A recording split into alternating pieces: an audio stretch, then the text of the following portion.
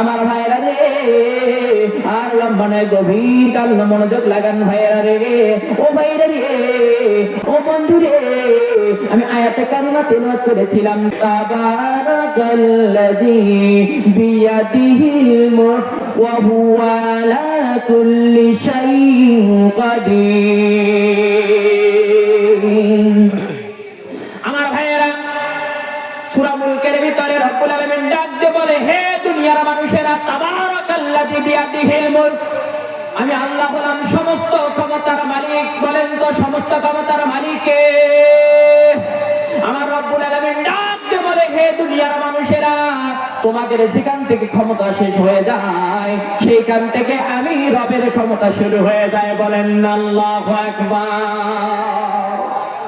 আমার ভাইরা, এই জন্য রব্বুল আলামিন বলে, হে দুনিয়ার মানুষেরা, তাবারাকাল্লাযী বিয়াদিহিল মুলক, আমি হলাম সমস্ত ক্ষমতার মালিক। বান্দারে, আমি কেমন ক্ষমতার মালিক? বান্দারে, আমি আল্লাহ এমন রব, আমি তোমার এমন স্রষ্টা, এমন তোমাদের জন্য দ্রষ্টা।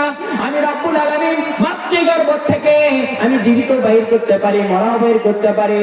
আমি রব্বুল আলামিন এমন রব, আমি আবার প্রতিবন্ধী মানুষের গর্ভ থেকে সচল মানুষ বাইরে করতে পারি। বলেন আল্লাহু আকবার। রব্বুল আলামিন বলে, বান্দারে, শুধুমাত্র তাই নাই, আমি মৃত্যুকে জীবিত করতে পারি, আবার জীবিতকে মৃত্যু করতে পারি। এই জন্য তো রব্বুল আলামিন বলেন, হে দুনিয়ার মানুষেরা, যেখান থেকে তোমার ক্ষমতা শেষ হয়ে যায় সেইখান থেকে আমি রবের ক্ষমতা শুরু হয়ে যায়। আর রব্বুল আলামিন বলেন, হে দুনিয়ার মানুষেরা, আমার চাইতে এই পৃথিবীর জমিন, আসমান এবং জমিনের মধ্যে আমার চাইতে কেউ শক্তিদার আমার কেউ নাই। জোরে বলেন আল্লাহু আকবার। এই জন্য তো রব্বুল আলামিন বলেন, তাবারাকাল্লাযী বিয়াদিহিল মুলক ওয়া হুয়া আলা কুল্লি শাইইন কাদির। আমার ভাইরা, দ্বিতীয় নম্বরে বলেন, হে দুনিয়ার মানুষেরা, আমি আল্লাহ বলে দিচ্ছি, আল্লাযী খালাকাল মাউতা ওয়াল হায়া লিয়াবলুয়াকুম আইয়ুকুম আহসানু আমালা। হে দুনিয়ার মানুষেরা, আল্লাযী খালাকাল মাউতা, আমি আল্লাহ সৃষ্টি করলাম আগে মরণ, আর মরণের মাধ্যমে তোমার জন্য যেটা পরকালের জীবন শুরু হয়ে যাবে, হে দুনিয়ার মানুষেরা, সেটাই হলো তোমার জন্য আসল জীবন। বলেন আল্লাহু আকবার। আমার ভাইরা, জীবন আগে না মরণ আগে।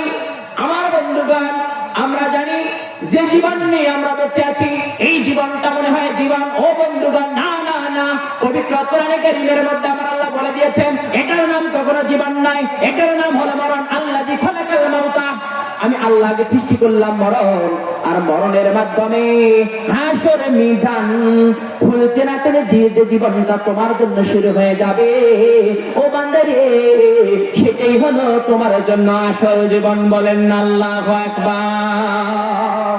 আমার ভাইয়েরা, এই পরকালীন জীবনটাকে সফল করার জন্য, এই পরকালীন জীবনকে সফলতা করার জন্য, এই পরকালের জীবনকে জান্নাতি জীবন করার জন্য, এই পরকালীন জীবনটাকে সুখময় করার জন্য আজকে এই সোনার যুবকরা এই মাহফিলের ব্যবস্থা করেছে। কথা বলেন ঠিক না বেডি? আমার ভাইয়েরা, এই পাঁচটি এলাকার যুবকদের জন্য আমি অন্তর থেকে দোয়া করে গেলাম, হে কাবার মালিক, এই পাঁচটির গোড়াই কল্যাণের যুবকদেরকে আল্লাহ তুমি কোরআনের জন্য কবুল করে নাও। ও কাবার মালিক, শুধুমাত্র তাই নয়, এই পাঁচটির গোড়াই কল্যাণের যুবকদের জন্য আল্লাহ আমি দোয়া করে দিলাম, মালিক রে, এই যুবকদেরকে আপনি আব্দুল্লাহ ইবনে মাসউদের মতন কবুল করে নেন। ও রব্বুল আলামিন, এই যুবকরা এত খাটাখাটনি করার পরে, এত কষ্ট করে, ও রব্বুল আলামিন, শুধুমাত্র তোমার বান্দা তোমার বান্দীদেরকে কিছু কোরআনের কথা শোনার জন্য ও রব্বুল আলামিন এই বন্ধু ব্যবস্থা করে দিয়েছে। ও কাবার মালিক, এই যুবকদের জন্য আমি একজন যুবক হয়ে দোয়া করে দিলাম, আল্লাহ গো, যিনি কিয়ামতের মাঠটা কায়েম হবে, এই যুবকদের কোনো আমল থাক আর না থাক, ও কাবার মালিক, এই মাহফিলের রচনা করে কাবার মালিক রে, ও কাবার মালিক, লাউহে কলমের মালিক, এই মাহফিলটা রচনা করে আজকের যে যুবক ভাইগুলো এই যে মাহফিলের বন্ধ ব্যবস্থা করে দিল, আল্লাহ তাদেরকে বিনা হিসাবে আপনি মাফ করে দেন। বলেন না আমিন। খারাপ লাগতেছে? আমার ভাইয়েরা রে, আমার আলোচনাটা ওই রকম ছিল না। আমি বলতেছিলাম কি, এই যে আমরা আল্লাযী খালাকাল মাউতা ওয়াল হায়া, এমন একটা আমরা জীবন পাবো, পরকালের জীবন। আমার ভাইয়েরা, ও ভাইয়েরা, আপনি আমি যে পরকালের জীবনের মধ্যে যাব, জীবনে যাওয়ার পরে আমার ভাইয়েরা, পরকালে যে আমরা চলে যাব, পরকালের প্রথম মন্দির যেটা, সেটার নাম হলো কবর। কথা বলেন ঠিক না ব্যাডি? এ ভাইয়েরা, আপনি যদি পরকালের জীবনের মধ্যে আপনি যদি কবরে যদি আপনি ছাড়া পেয়ে যান, আপনার জন্য হাসর, মিজান, ফুলসিরাত আপনার জন্য সহজ হয়ে যাবে। বলেন আল্লাহু আকবার। আমার ভাইয়েরা, আপনি যদি কবরে ধরা পড়ে যান, আপনার জন্য অবস্থা খুব খারাপ আছে। আমার ভাইয়েরা, এই জন্য আমি একটা আয়াতে কারিমা বলেছিলাম, আকিমুস সালাহ ওয়া আতুজ যাকাত ওয়ারকাউ মা'আর রাকিব। আমার ভাইয়েরা, আজকের যে যুবকগুলো এই মাহফিলের ব্যবস্থা করেছে, যুবকদের জন্য আমি 5টা গুণের কথা বলে যাই। হে যুবক, তোমরা যদি সঠিক সময় নামাজ পড়ো, ও যুবক তোমরা যদি মুখের দাড়ি রাখো, ও যুবক তোমরা যদি টাকনুর উপরে কাপড় পড়ো, ও যুবক তোমরা যদি সৎ কাজের আদেশ করো আর অসৎ কাজের যদি নিষেধ করো, ও যুবক আল্লাহর কসম করে বলে গেলাম যুবক রে, তোমাদেরকে আব্দুল্লাহ ইবনে মাসউদের সাথে আবার আল্লাহ জান্নাত দিয়া দিবে। আমার ভাইয়েরা রে, হযরত ওমর রাদিয়াল্লাহু তাআলা যখন মৃত্যুবরণ করবেন, এক আবু লুলু নামক এক ঘাতক এসে তাকে আক্রমণ করেছে। হযরত ওমর ফারুক রাদিয়াল্লাহু তাআলা যখন মারা যায়, এমন অবস্থায় তার কাছে ডাক্তার আনা হলো। আমার ভাইয়েরা, তার কাছে ডাক্তার আনা হলো। হযরত আমার ভাইয়েরা গভীর কান লাগা, ওমর ফারুককে আবু লুলু নামক একজন ঘাতক এসে তাকে পেটে ছুরি আঘাত করেছে। এবারে ওমর ফারুক যখন মারা যায়, তার কাছে ডাক্তার আনা হলো। আমার ভাইয়েরা দেখেন, মরার 1 সেকেন্ড আগ পর্যন্ত হযরত ওমর দ্বীনের দাওয়াত পৌঁছাইছে। বলেন আল্লাহু আকবার।